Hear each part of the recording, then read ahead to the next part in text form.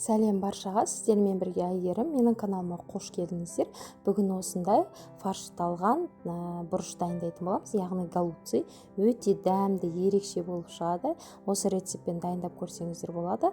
Менің каналыма тіркелмеген болсаңыздар, тіркеліп, подписацияны басып, комментарий, лайк басуды ұмытпаңыздар. Алдағы уақытта сіздер үшін осындай рецепттер салып тұратын болам. Ал бізге керекті осындай тәтті бұрыш, 12 штук және салмасына фарш керек, пияз, күрішімізді жуып салатын боламыз. Сұйық май қосамыз. Барлық граммдарын мен осы видеоның астына описание жазып кетемін, сол жақтан көрсеңіздер болады. Жарты қасық тұз және қара бұрышымызды сеуіп, жақсылап барлығын араластыратын боламыз қолдың көмегімен. Барлығы араласу керек. Өте дәмді, оңай, әрі сондай бір керемет тағам. Негізі голубцыды өз басым қатты жақсы көрем. Ал салмасына осындай бір сәбізді теркадан өткіздім, бір пияз және 2 картошканы осылай турап алдым. Кіші көлемді қылып турасаңыздар керемет болады.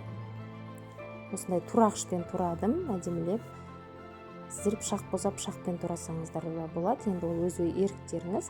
Қызып тұрған майға осы пиязымызды салып, жақсылап қызарғанша 1-2 минут қуырып аламыз.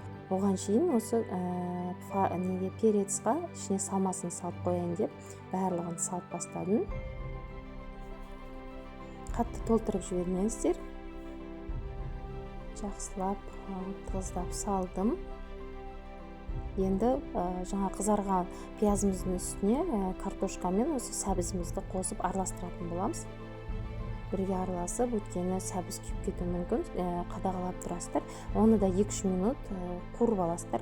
Және 1 шай қасық томатымызды қуырып аламыз. Томаттың орнына паприка қоссаңыздар да болады, ол өз қалауларыңыз.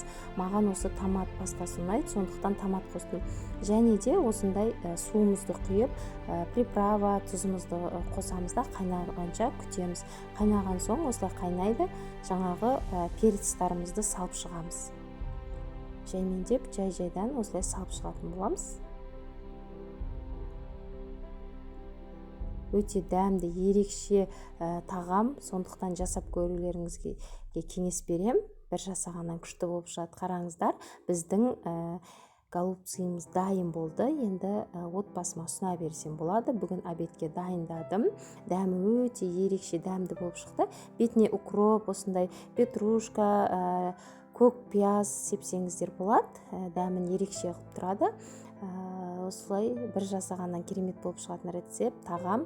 Менің каналыма тіркелмеген болсаңыздар, тіркеліп, жанындағы қоңыраушаны басып кетіңіздер. Алдағы уақытта мен салған видеоларды сіз бірінші болып көретін боласыздар. Менің каналымнан әртүрлі тағамдар мен үйге керекті лайфхактарды таба аласыздар. Сондықтан пайдалы каналды жоғалтып алмау үшін маған тіркеліп қойыңыздар.